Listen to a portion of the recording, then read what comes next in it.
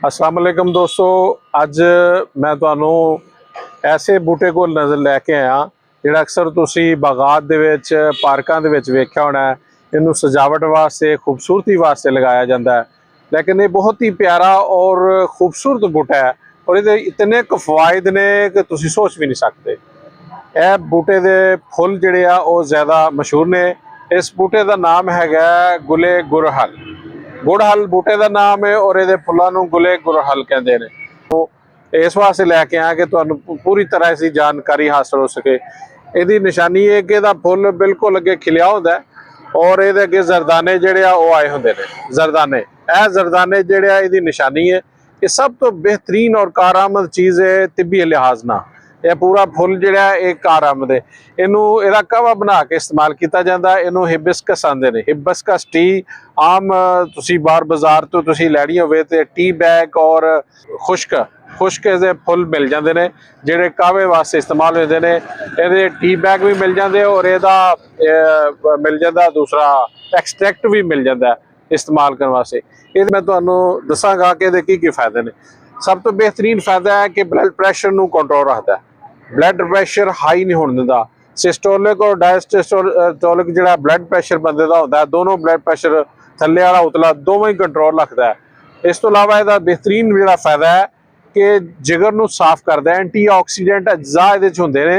Immunity power नू कायम रखता है और एंटी ऑक्सीडेंट अज्जा होने की वजह नाल जिसम के अंदर जिगर के अंदर जिगर की सफाई करता है और गंदे मादे फजूल मादे जिसम चों बाहर कढ़दा है।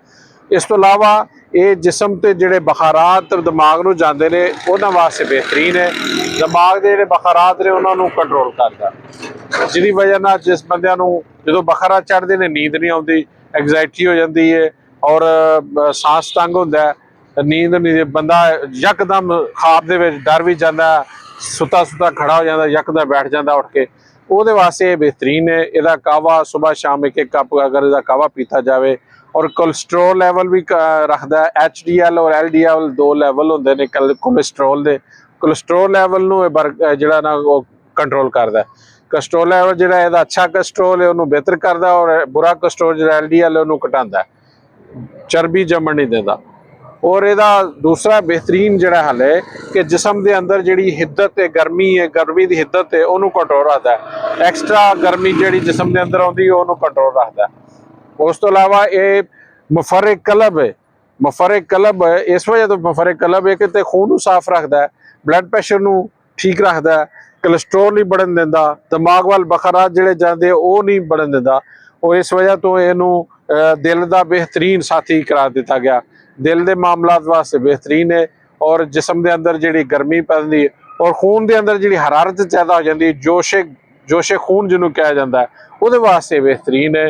ये तुसी इहदा कावा बना के पियो सुबह शाम एक कप लैके। ऐसे खुश्क भी मिल जाते हैं, ताज़ा का भी तुसी बना सकते हो, खुश्क भी मिल जाते हैं, इहदा एक्सट्रैक्ट भी मिल जाता बाजार चों और टी बैग मिल जाते हैं। हाल करो इंशाअल्लाह ताला इहदे बहुत ज़्यादा फायदे ने। मुफर्रिक कलब है और इस तो अलावा इहदा जिहड़ा है ये बढ़ते हुए जिहड़े वजन भी कंट्रोल रखता है। ज़ियाबीतस वाले मरीजों वास्ते भी ठीक है।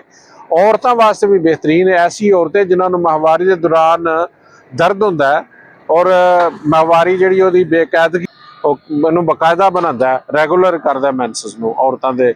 और ये बेहतरीन ये फायदे ने, तुसी इन्हू जरूर अजमाओ। और हकीम मुहम्मद अनवारुल हक वसीम नू तुसी अपनी दुआवां च याद रखना। फोन नंबर है 0302 42 74 335। किसी दोस्त ने भी इस मामले मर्ज के हवाले को रबता करना है तो मेरे रबता कर सकता है।